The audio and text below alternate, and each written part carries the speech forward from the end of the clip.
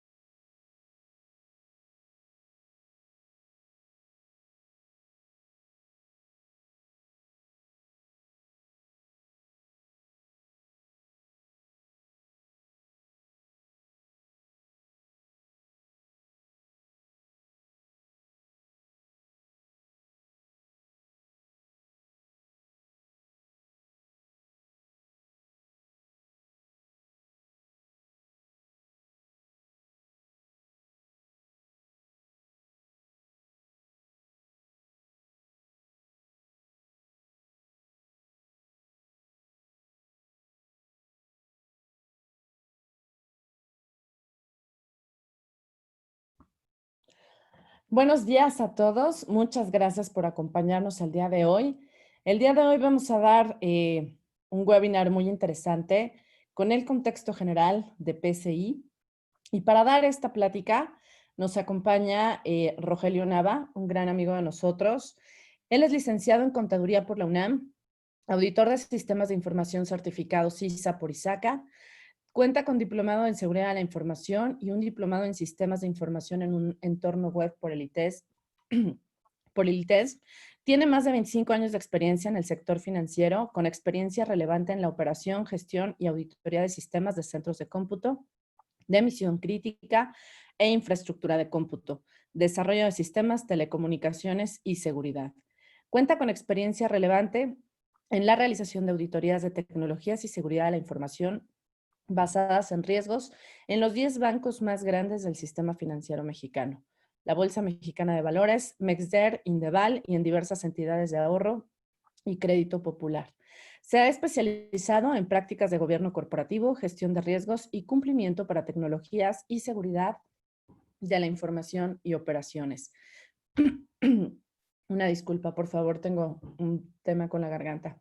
Adicionalmente, se ha desempeñado en diversas posiciones directivas en la industria financiera como director de auditoría en Bancaol, director de operaciones en GCP Global Consultoría, gerente de Contraloría de TI en Financiera Rural, director de Seguridad de la Información de Grupo Financiero Interacciones, director de Sistemas de Círculo de Crédito y subdirector de Supervisión de Sistemas Informáticos de Instituciones Financieras en la Comisión Nacional Bancaria y de Valores. Ha sido catedrático en el Diplomado Innovación, Estrategia y Gobierno Empresarial de las TI en el Instituto Autónomo de México, el ITAM, en materia de GRC y en el Diplomado de Riesgos de la Universidad Anáhuac en materia de gestión de riesgos de tecnologías de la información. Ha colaborado en proyectos como la implementación de la suite RCA Archer, GRC, en Grupo Financiero Gentera y Grupo Financiero Banorte para la gestión de riesgo operacional. Y con esto damos la bienvenida a Rogelio Nava. Rogelio, muchas gracias por acompañarnos el día de hoy. Te cedo el micrófono.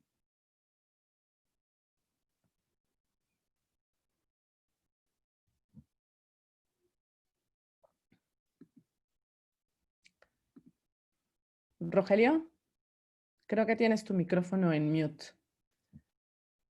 Hola a todos, muy buenos días. Gracias, Ana. Efectivamente, tengo cerca de 3 minutos en todos lados.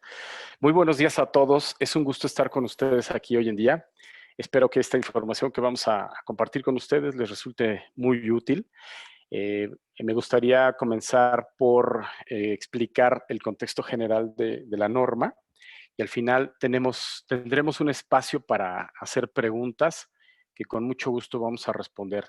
Es un estándar bastante, pues yo diría, amplio en cuanto a aplicación.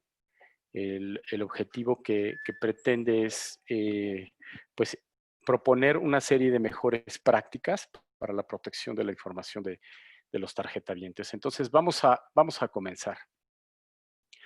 ¿Qué es PCI DSS? Bueno, pues es una norma que desarrollaron eh, las marcas de tarjetas, que esencialmente son Visa, Mastercard, American Express, JCB, Discovery y Europay. Hace tiempo que, bueno, pues todos tienen los riesgos comunes y desafíos comunes, así que decidieron conformar un consejo y ese consejo derivó en la emisión de esta norma. Básicamente lo que buscan es fomentar y mejorar la seguridad de los datos de los titulares de las tarjetas y adoptar las medidas de seguridad uniformes a nivel mundial. Actualmente, la versión más reciente es la 3.2.1 que data de mayo de 2018. ¿Por qué es importante tener o emitir esta norma, ¿no? Desde que las tarjetas se han convertido en un medio de pago por excelencia, preferido concretamente por el mercado, siempre han existido oportunidades para generar fraudes, robar identidad. Por otro lado, la rápida expansión del mercado digital y pues me atrevo a decir que actualmente con el tema de la pandemia derivada de COVID-19, esto ha repuntado en una mayor utilización de estos medios de pago en ambientes digitales, concretamente el e-commerce, en virtud del encierro, de la proliferación de sitios de comercio electrónico, en donde, pues bueno, se han generado numerosos puntos de entrada al mercado y al mismo tiempo las empresas que han decidido incursionar en estos mercados, ya sea por falta de experiencia, por prontitud en entregar los procesos, los servicios, los productos, eh, hacen implementaciones parciales o no seguras de sus plataformas y esto provoca que los criminales accedan a esta información y empiecen a hacer pues de las suyas. Se trata de mucho del objetivo de la norma, pues es gestionar el riesgo de una forma bastante más sólida y que los que participan en todo en el ambiente, en el entorno de comercio y que pagan con tarjeta, pues cada vez hagan sus procesos más seguros, pero sobre todo que sus objetivos de negocio se cumplan sin que existan, diría yo, derramas o fraudes o cosas que en realidad les impidan a estas empresas, a estas personas, lograr sus objetivos de negocio. ¿Cuáles son los retos? Bueno, pues en realidad el reto de las organizaciones no solamente es cumplir con el estándar es una sugerencia. El reto, como lo decía, es perder la capacidad de negocio por no poder procesar las tarjetas de crédito. Esto todos los empresarios, todas las personas que deciden entrar a este negocio, deciden utilizar la tarjeta de pago para ampliar su participación en el mercado. Sin embargo, pues el desarrollo de la tecnología, la utilización de todos los mecanismos hoy en día disponibles, hacen que este entorno de medios de pago sea cada vez más complejo, más sofisticado y sobre todo la velocidad con la que crecen las innovaciones, es un ritmo que a veces es muy complicado de alcanzar. Y por otro lado, las inversiones que requieren hacer las empresas para estar al día, para estar en un momento de oportunidad, pues hace que sea cada vez más costoso, ¿no? Las empresas pueden mejorar siempre la eficiencia mediante la optimización de sus iniciativas de cumplimiento. Sin embargo, mucho de los efectos no es, como decía al principio, no solamente es cumplir, sino reducir costos, evitar brechas de seguridad y de cumplimiento y sobre todo gestionar mejor su exposición a los riesgos de este mismo entorno. En términos generales, el estándar es un... ay, perdón, me están distrayendo. Ay, se constituye por 12 reglas que están agrupadas en 6 categorías. La primera categoría es desarrollar y mantener redes y sistemas seguros, para lo cual existen 2 reglas. La primera es instalar y mantener una configuración de cortafuegos, de firewall, para proteger los datos del titular de la tarjeta. Esto es segmentar e implementar mecanismos de seguridad que limiten o restrinjan el acceso a aquellos procesos, tecnologías y personas o áreas que procesan la información de los tarjetavientes. Es poner, yo diría, una valla, una barda medieval alrededor de esos procesos, esa gente, esa tecnología que procesa los medios de pago. La regla número 2 es no usar valores predeterminados suministrados por los proveedores de las tecnologías, ¿no? Concretamente las contraseñas de sistemas y otros parámetros de seguridad. Es frecuente que cuando las empresas adquieren infraestructura, software, sistemas, configuraciones, dejen sin configurar o sin eliminar las cuentas de acceso de default, de facto. Y lo que sucede es que, pues bueno, pues esto es la primera prueba que cualquier atacante empieza a realizar. Verificar que tengas la cuenta de administrator o de root sin contraseña o probarlas de fábrica de los sistemas que ellos perfectamente conocen. Así que hay que empezar por restringir eso.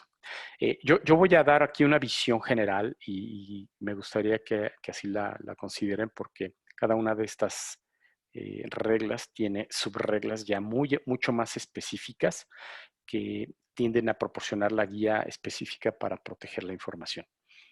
El siguiente grupo de reglas se refiere a proteger los datos de los titulares de las tarjetas. La regla número 3 se refiere a la protección de los datos almacenados. ¿En dónde? Pues en bases de datos, en dispositivos, en aplicativos o appliances de almacenamiento y hay que aplicar una serie de reglas para esta información que está almacenada ahí. La regla número 4 se refiere a cifrar la transmisión de los datos del titular cuando se están operando en redes públicas o abiertas.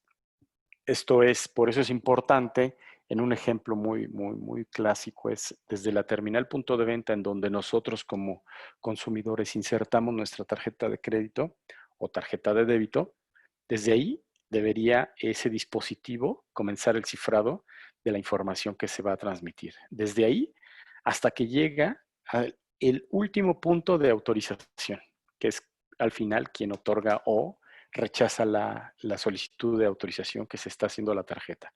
Todo este camino por el que transcurre la información debe estar cifrado y los controles para ello se definen en esta regla número 4. El tercer grupo es mantener una programación, un programa de administración de vulnerabilidades. Aquí en la regla número 5 se refiere a que debemos proteger todos los sistemas contra malware y actualizar los programas o software de antivirus de forma regular. Estos mecanismos deben estar actualizados porque pues con frecuencia y de manera muy frecuente los atacantes están buscando nuevas formas y las compañías que desarrollan estos mecanismos de seguridad van poniendo al día las herramientas. Por eso es muy importante tener estos mecanismos al día. El siguiente es desarrollar y mantener sistemas y aplicaciones seguros. Es decir, desde que se están desarrollando los sistemas, el software, desde que se está codificando la aplicación que vamos a iniciar la operación, deberíamos considerar como nuestras prácticas de desarrollo, pues precisamente desarrollo seguro, evitar errores, evitar generar brechas de seguridad en el código que nosotros estamos desarrollando. De la misma forma, los sistemas que se adquieren, porque no todo el software necesariamente se desarrolla en casa, hay que hacer, pues idealmente, una prueba de seguridad, ya sea un pen test, un análisis de vulnerabilidades a la aplicación que se compra para verificar que no traiga de fábrica vulnerabilidades y que no nos metan más aprietos. El cuarto grupo se refiere a implementar medidas sólidas de control de acceso. La regla número 7 se refiere a restringir el acceso a los datos del titular de la tarjeta según la necesidad de saber que tenga la empresa. Este control es vasto, porque el control de acceso en toda la infraestructura involucrada en la operación de las tarjetas, pues involucra desde una aplicación a la cual hay que acceder con una contraseña, una red, un dominio, un sistema operativo, un control de acceso a bases de datos. Es decir, son tantos los componentes que están involucrados en el procesamiento que lo que es relevante aquí es tener una muy buena gestión del control de acceso a todos esos componentes. Es muy importante que en cada empresa exista, pues yo diría, un inventario de todos esos componentes, pero particularmente de los que están involucrados en el procesamiento de la información de los tarjetavientes.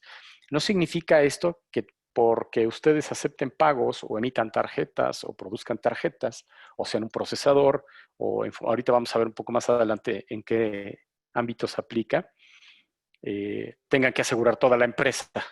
La realidad es que eso haría muy costoso cualquier implementación del estándar, haría quizá hasta inviable la operación en algunos aspectos y por eso es que es muy importante tener claro qué componentes de nuestra infraestructura están involucrados y solamente a esos aplicarle estas medidas de control. La regla número 8 se refiere a identificar y autenticar el acceso a los componentes del sistema. Tenemos que saber con toda precisión quién accede y que los mecanismos para autenticar a ese usuario o a ese sistema estén claramente otorgados. Aquí el criterio para otorgar estos privilegios debiera ser la necesidad de uso. Es decir, vamos a otorgar acceso a personas o a sistemas solamente si el acceso se justifica para algún propósito de negocio de esa persona, de ese componente o de ese sistema. De otra forma, la realidad es que lo deberíamos restringir o en un momento dado analizar bien previo a otorgar ese acceso. La regla 9 se refiere a restringir el acceso físico a los datos del titular de la tarjeta. Esto es literalmente controlar quién tiene acceso a los equipos físicos en el centro de datos en el que nosotros estamos, ya sea almacenando, transmitiendo o procesando esa información. No es aceptable que pues, toda la infraestructura esté expuesta a todo el equipo de trabajo de toda la organización, porque eso genera riesgos muy, muy, muy, muy altos. El siguiente grupo se refiere a supervisar y evaluar las redes con regularidad. La regla número 10 se refiere a rastrear y supervisar todos los accesos a los recursos de red y a los datos del titular de la tarjeta.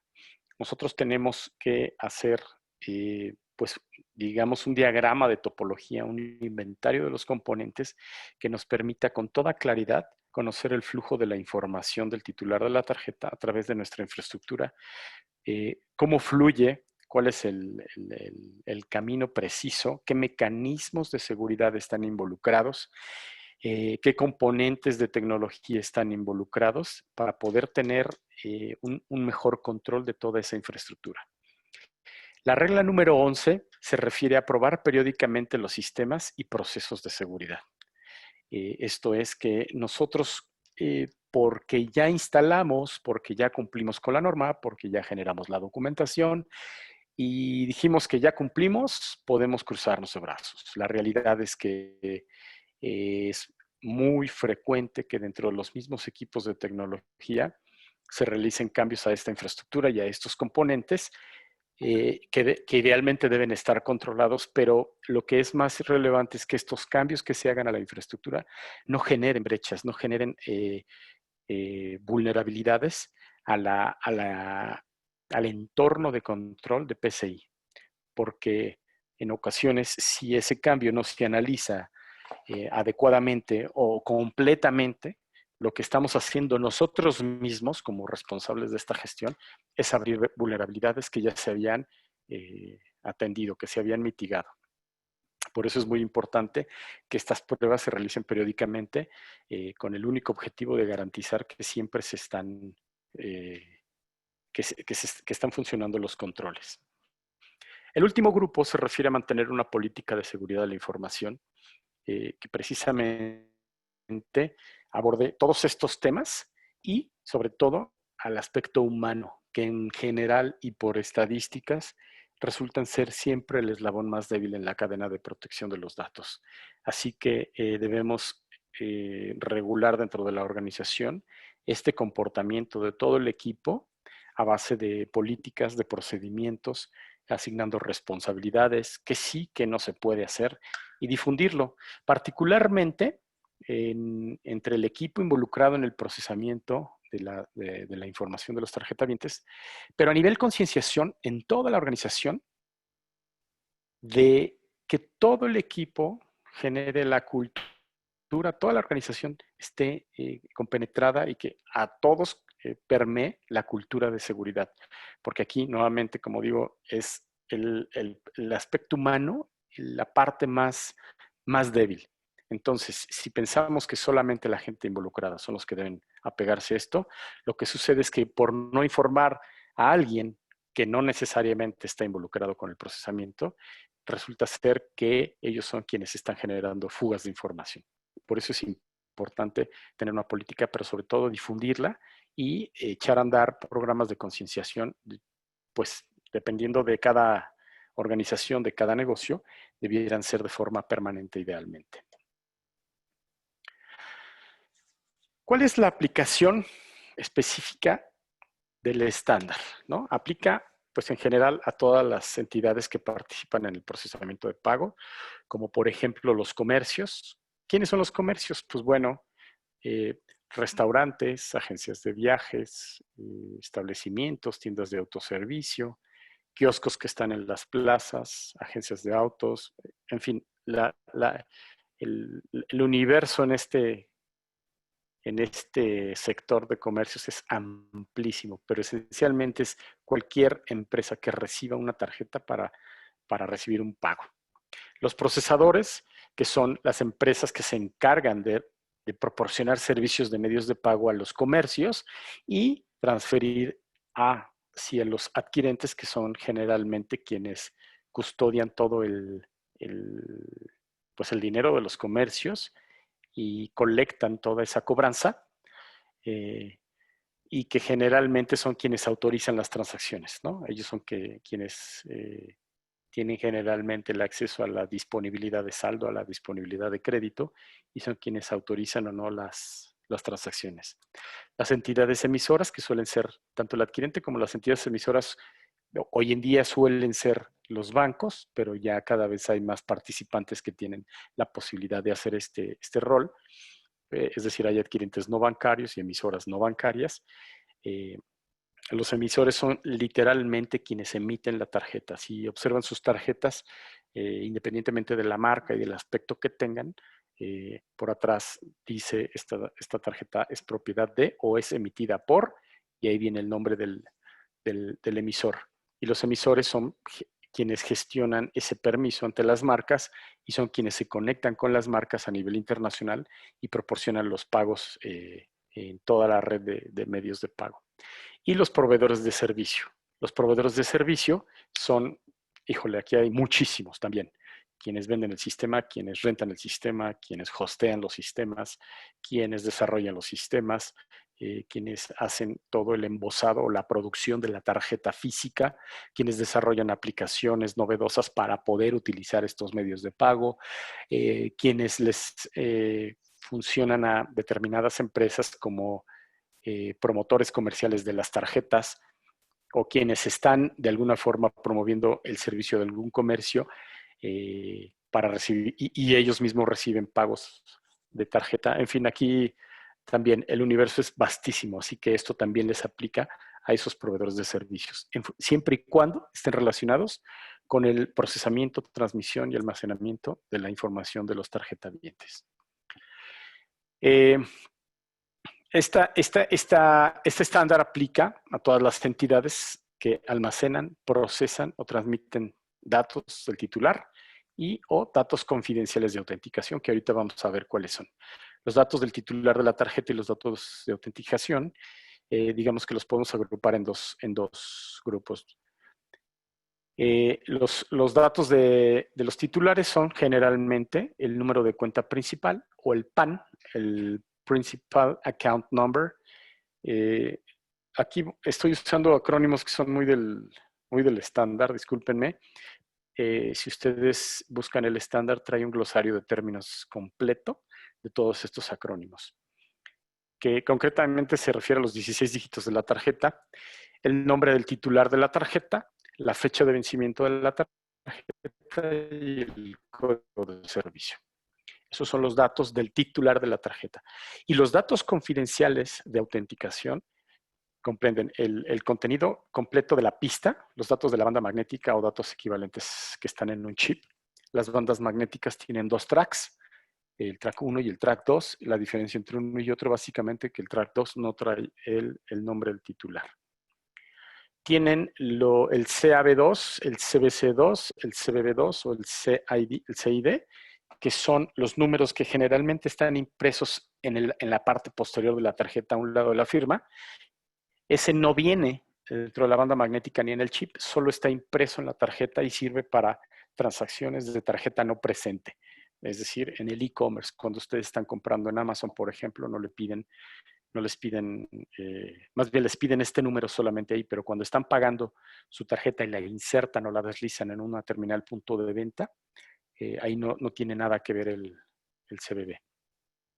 Estos acrónimos son diferentes en función de la marca que los implementa, pero al final podemos decir que se refiere a lo mismo. Y el último dato confidencial es el PIN, el número de identificación personal y el PIN de bloqueo de la tarjeta. Estos datos son los que se consideran confidenciales.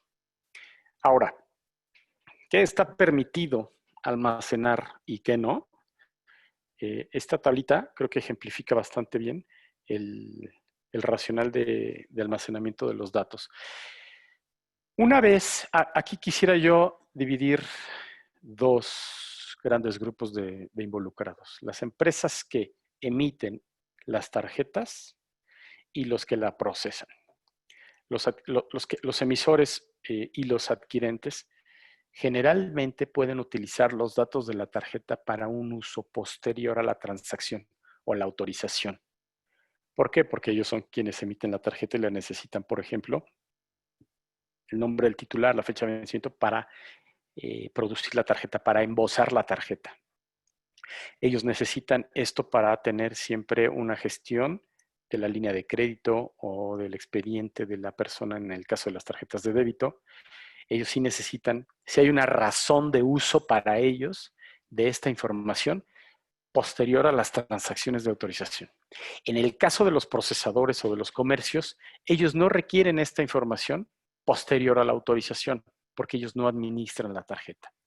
Habiendo dicho esto, los datos de la cuenta, si se fijan aquí en horizontal tenemos los mismos, los datos del titular y los datos de autenticación arriba y abajo.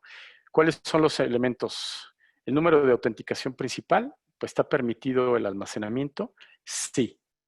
Los datos de almacenamiento ilegibles según el requisito punto 3.4 está permitido. El requisito 3.4 se refiere a las aplicaciones, es un estándar adicional del Consejo, ese no es PCI, es PA y se refiere a a las aplicaciones que se programan. Entonces, en estos dos casos, tanto en el almacenamiento, en la autorización, como en las aplicaciones, el número de cuenta principal sí está permitido, aunque la realidad es que en el caso de los comercios y los procesadores no deben almacenarlo. El nombre del titular de la tarjeta, en el caso del procesamiento, sí. En el caso de las aplicaciones, no. El código de servicio para las transacciones, sí. Para las aplicaciones, no. La fecha de vencimiento sí se puede almacenar. Para las aplicaciones, no. El contenido de la pista completa no está permitido. No está permitido almacenarse. Y tampoco en el caso de las aplicaciones. El CBB2 o el número de identificación de la tarjeta tampoco está permitido, así como el PIN tampoco están permitidos. Es decir, estos datos nosotros no debemos almacenarlos. Ahora, aquí este es un dato bien importante, de que se puede, se puede. Si están ustedes desarrollando el sistema y pasa por ustedes la transacción, ustedes pueden hacerlo. El estándar lo prohíbe. Y si ustedes lo están haciendo, es un incumplimiento, pero al final puede resultar en una sanción o en una desconexión del sistema. Incluso puede derivar en otras consecuencias ya de índole jurídico. Sin embargo, esta lista es, digamos, no es exhaustiva, no comprende todos los casos de uso que pudiera haber en todos los casos de uso de tarjeta. Es una referencia. Esta lista se debe construir digamos, de cara a la situación de cada entidad para ver y determinar en qué aspectos de cumplimiento deben tener ellos un cuidado. Y aquí lo voy a poner. El estándar se refiere, discúlpenme, no la traduje, está en inglés, pero básicamente el estándar involucra diversos procesos en función del tipo de participación que la empresa tiene en todo el entorno. Por ejemplo, para la seguridad del PIN, el PIN nosotros lo utilizamos en diversos momentos. Cuando autorizamos una transacción en una terminal que acepta tarjeta, que le llaman PIN and chip, en donde que la tarjeta tiene el chip y requiere el PIN como medio de autorización. Si no utilizamos el PIN, entonces no me aplica. Hay bancos, hay entidades que emiten tarjetas de banda magnética y que no les vamos a requerir nunca el PIN, excepto si la utilizan en un cajero automático. Entonces, si mi tarjeta va a ser utilizada en un cajero automático, debo protegerla. Pero no solo yo, sino el que pone a disposición del mercado los cajeros. Ellos tienen que cumplir con este estándar del PIN. Y lo mismo sucede para la producción física de la tarjeta o la producción lógica. La producción física es el embosado, es la tarjeta que nos envía el emisor con nuestro nombre, con el look, con el aspecto del, pues diría del banco, pero nuevamente ya hay más participantes, o de la fintech, o de la unión de crédito, o de la caja. Ellos diseñan una imagen y esa imagen se la aplican a la tarjeta, y entonces si ellos están produciendo tarjetas físicas, también les aplica el estándar.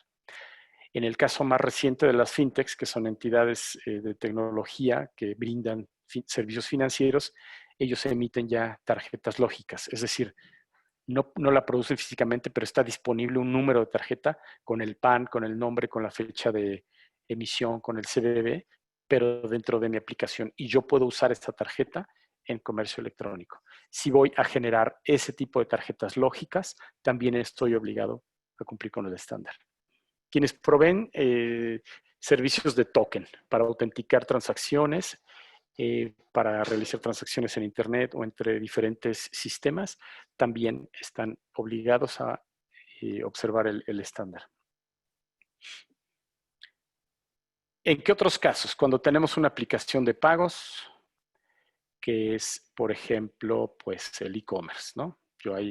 Generalmente hay aplicaciones como PayPal o en la parte de Amazon, en donde ya ponemos nuestra información de tarjeta. Esas dos son aplicaciones de pagos. también tienen que cumplir.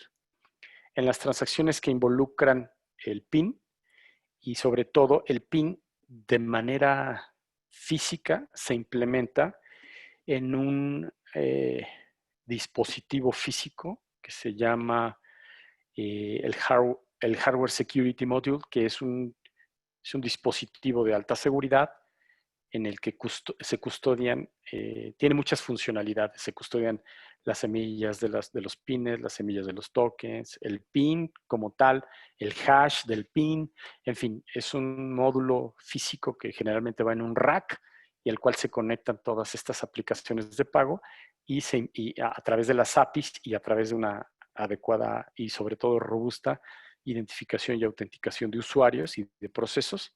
Pero vaya, el fin último de este módulo es asegurar la información. Si en nuestro proceso está involucrado un módulo de estos, nos aplica el estándar.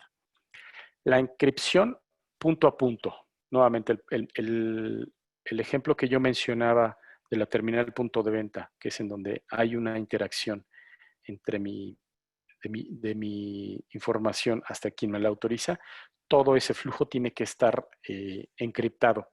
Y entonces ahí involucramos no solamente a quien le entregamos la terminal, que es el comercio, sino al procesador, al autorizador, al switch, al emisor, al adquirente, todos los que participan en el cifrado punto a punto de la información. Todos los puntos de interacción en donde se requiera el PIN para la transacción. Un cajero automático, una terminal punto de venta, una aplicación, una app. Hoy en día cada vez vamos a ver con más frecuencia estos puntos de interacción. PCI 3D Secure es el Software Development Kit, es el SDK. En el caso de Visa, ellos desarrollaron este 3D Secure y pues básicamente es una forma de autenticar con 3 factores una transacción. Si nuestro sitio web que recibe pagos tiene implementada esta funcionalidad, tenemos que cumplir con el estándar. Los COTS. Los COTS son los dispositivos que nosotros compramos permítanme decirlo, en el Office Depot, Office Max, en Internet, que son dispositivos que, como terminales punto de venta, en donde ya viene preinstalado un software para que nosotros podamos utilizar ese dispositivo. Si ese dispositivo involucra el PIN, también debe cumplir. Entonces, antes de comprar nosotros el dispositivo y desplegarlo en nuestro entorno, tenemos que verificar que cumple con la norma y solicitar las credenciales correspondientes. Aquí es cuando no nos da la terminal punto de venta, por ejemplo, el adquirente, sino nosotros vamos y la compramos en Internet o directamente con algún fabricante. Son ejemplos. Finalmente está el PCI 3D Secure Core, que es pues toda la parte fundamental del esquema de autenticación de 3 factores que les comentaba. También, si nosotros lo tenemos implementado en nuestras instalaciones, estamos obligados a cumplir con el estándar. Estos son los casos de uso del estándar. Es muy importante que nosotros, cuando estemos considerando certificarnos o adoptar las medidas, tengamos muy claro que no nos va a aplicar todo. O que sí nos va a aplicar todo en función de este mapa. Implementar el estándar pues, requiere desarrollar toda una estrategia para que podamos ser exitosos, porque de otra forma yo diría, sencillo perderse. Para ello necesitamos empezar por administrar adecuadamente todo el CDE, que es el Cardholder Environment, que es todo lo que está involucrado con el manejo del tarjetaviente. Lo decía hace un momento, todo lo que está involucrado es tecnología, procesos y personas involucrados en el manejo de esta información. Tenemos que saber quiénes están involucrados. Posteriormente tendremos que hacer pruebas de control, tanto internas como externas, para garantizar que nuestras evaluaciones son correctas y se aplican concretamente al CDE que acabo de mencionar. Tenemos que aplicar pues, entrevistas, cuestionarios durante todo el proceso de certificación, recopilar evidencia, sobre todo esto es fundamental, ¿no? No nos quedemos con que porque el PCI ya lo tengo documentado en una carpeta, estoy cumpliendo. Tenemos que verificar que eso que se dice en la carpeta realmente funciona y está en marcha. tenemos que solicitar y obtener información valiosa dependiendo qué rol nos toque jugar, si somos quienes los estamos implementando o evaluando o si somos los responsables del cumplimiento. Tenemos que ser capaces de administrar los incidentes de forma efectiva, dar seguimiento a los hallazgos, atender las brechas y gestionar todas las actividades de tratamiento, de corrección de estos problemas. Necesitamos generar un informe de cumplimiento de las normas, que es el ROC, con el formato adecuado para, si nosotros estamos aspirando a certificarnos, tendrá que ser en los formatos oficiales de la norma.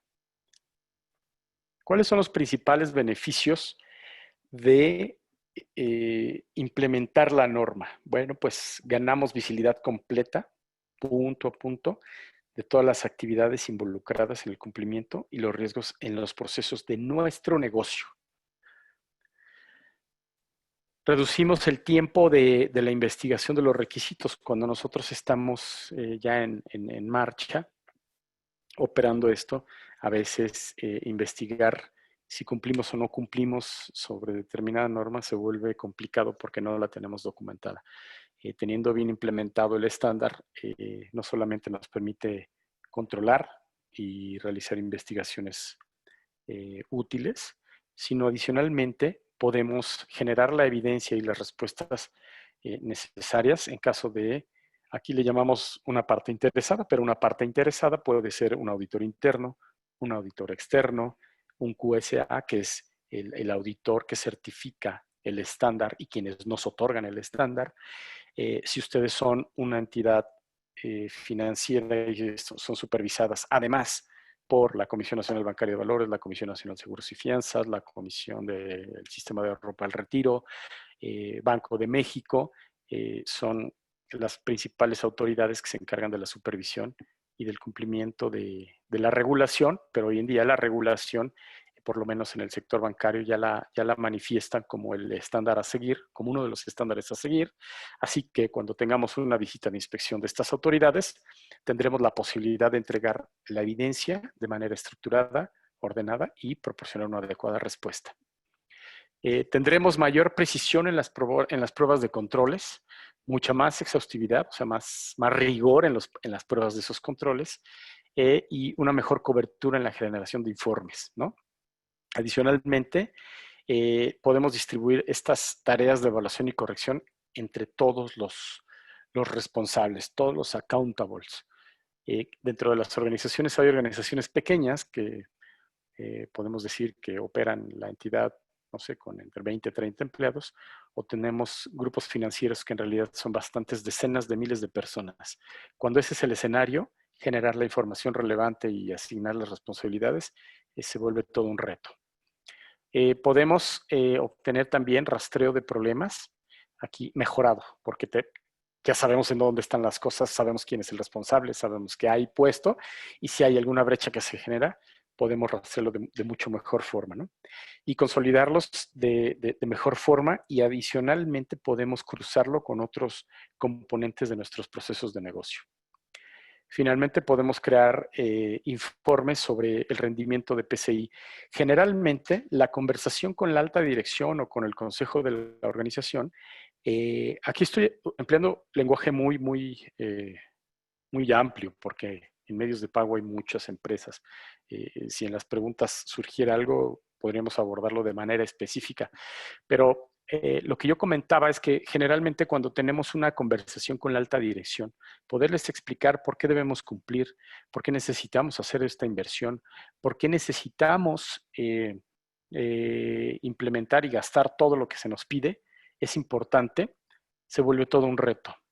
Cuando nosotros logramos tener implementada la norma y podemos evaluar el rendimiento o el desempeño o la contribución de haber implementado todo esto en el negocio, la conversación se hace mucho más sencilla porque ya podemos hablar en los mismos términos. Hay casos muy sonados, muy sonados en toda la industria de fraudes, del impacto que hubo por haber tenido brechas de seguridad, por haber tenido infiltraciones, exfiltraciones de información, ataques, robos, fraude, en fin. las derivadas de los riesgos son muchos, los vectores de ataque son muchos. Cuando nosotros podemos explicarle a la alta dirección que vamos a disminuir el riesgo, la exposición, el fraude, a mejorar la reputación, en fin, todos esos aspectos que son muy importantes para la organización, la conversación es muy diferente. Así que yo creo que dentro de los aportes de beneficio de la norma, este es uno de los más relevantes. Por aquí, yo termino mi exposición sobre la norma. Quisiera brindar estos 14 minutos que nos restan para poder atender las preguntas que pudieran tener ustedes y irlas respondiendo. Yo puedo hablar mucho de esto, la verdad es que el tema da para mucho más tiempo. Sin embargo, lo que queremos era compartirles una visión general de la relevancia, así que pues me gustaría abrir la posibilidad a que hicieran preguntas de, de este tema. Gracias, Rogelio. Fue muy interesante. A todos nuestros participantes, quien quiera emitir alguna pregunta, comentario.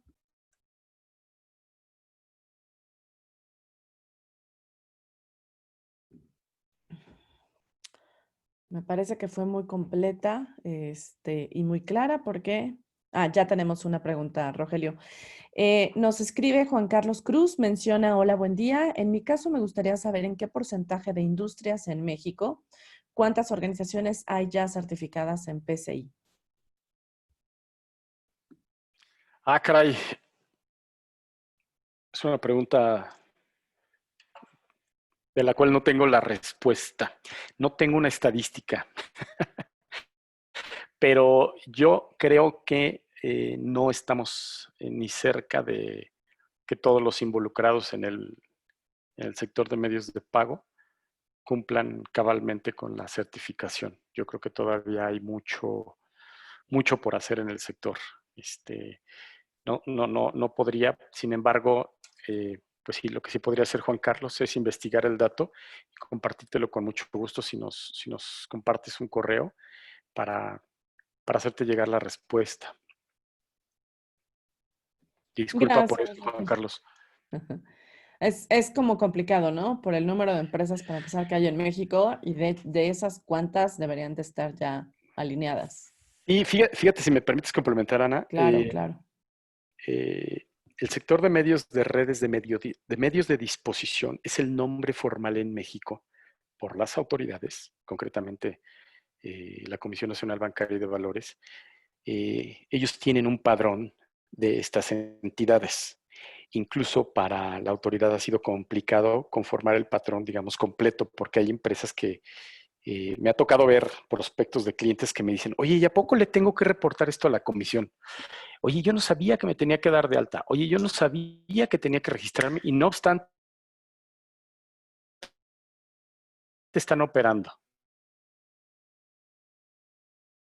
Y con el staff, pues lo mejor es que se acerquen, pero lo que quiero decir es que pues, realmente solamente el instituto, el Consejo de PCI es quienes tienen, digamos, un récord de aquellas certificaciones porque al final son quienes los tienen emitidas y es justamente lo que yo buscaré encontrar para ti, Juan Carlos.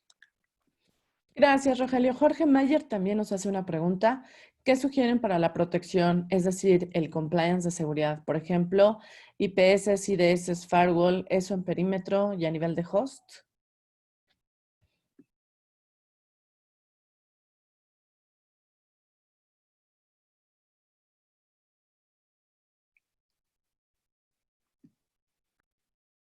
Ana, no sé, tuve una pausa aquí en mi computadora y dejé de escucharte. ¿Me No te puedes, por favor, preocupes. repetir la pregunta? ¿Me escuchas bien? Sí, ya. Perfecto. Sí, Jorge Mayer nos pregunta qué sugieren para la protección, es decir, el compliance de seguridad, por ejemplo, IPS, IDS, firewall, eso en perímetro y a nivel de host. Definitivamente sí. Si estamos hablando,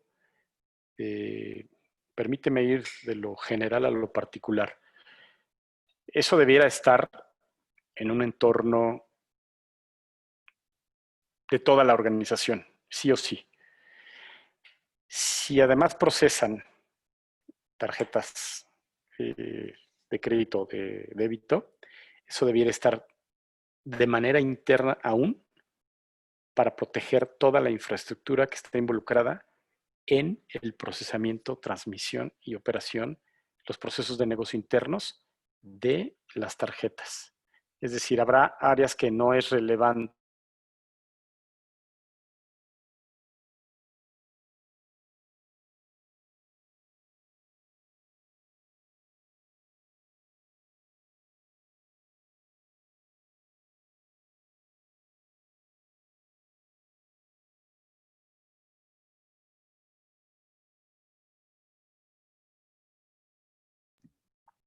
Una disculpa a todos, creo que tenemos un problema con la conexión de Rogelio. Vamos a darle nada más unos segundos a ver si podemos reincorporar su audio.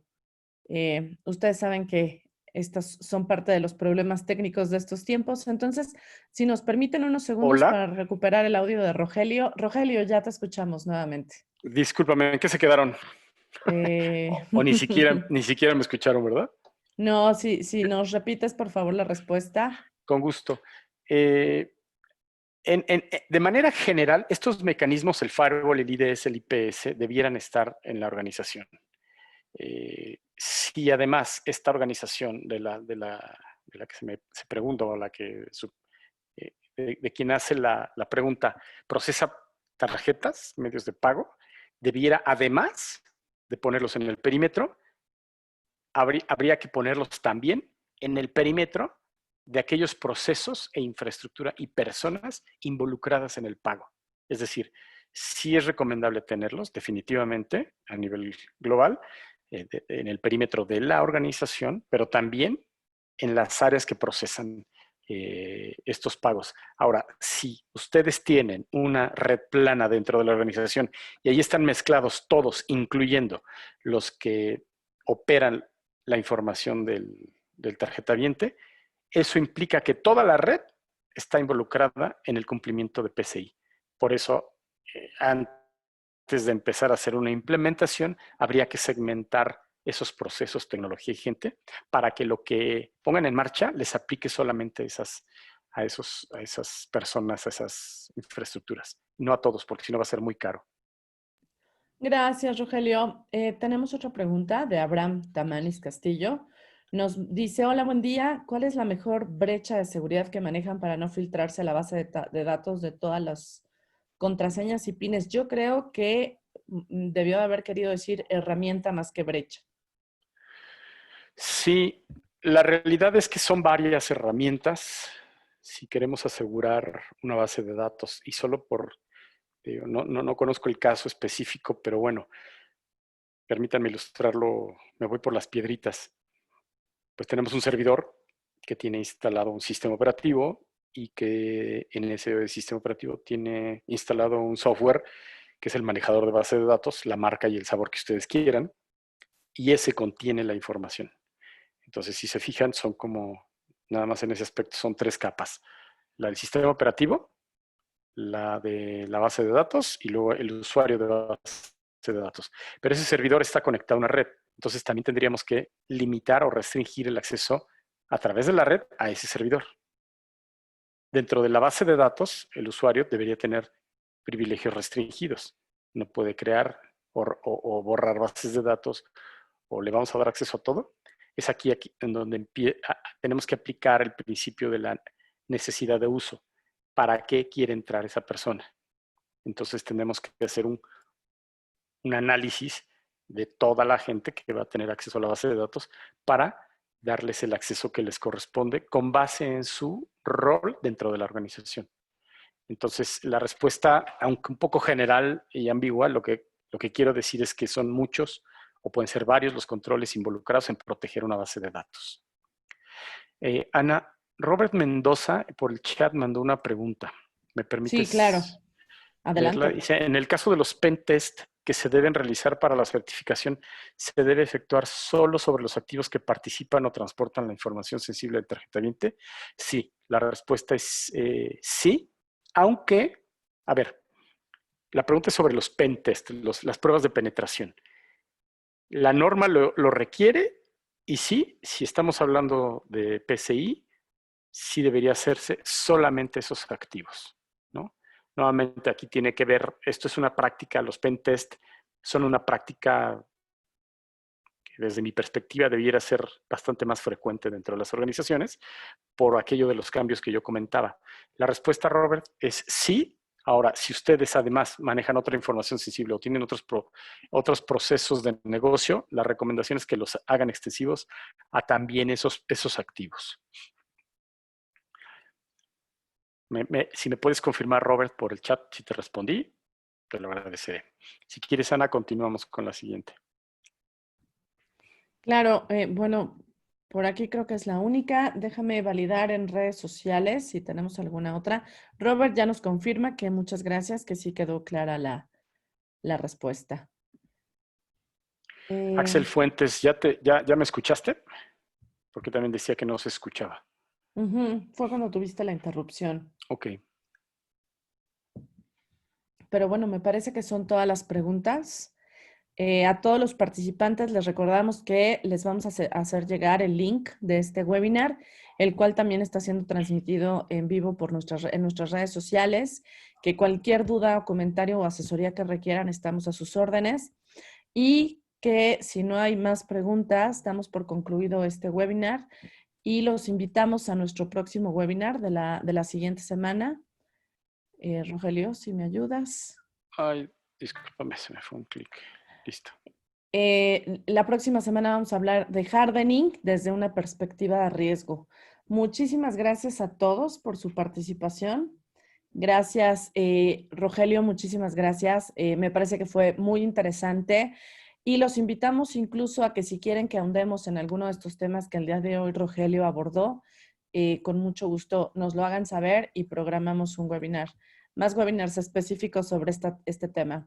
Noé Maxilén Hernández te felicita. Rogelio dice que excelente y que muy clara la plática. Gracias, Noé. Pues Rogelio, muchísimas gracias. Gracias a todos. Les agradecemos su participación. Rogelio, un placer. Y nos da gusto que este mismo mes te tendremos en otro webinar que será también muy interesante. El gusto es todo, mi Ana. Muchísimas gracias a ustedes, muchísimas gracias a todos los que nos acompañaron, gracias por su tiempo. Y pues bueno, quedamos a sus órdenes. Muchas gracias. Hasta luego. Hasta luego.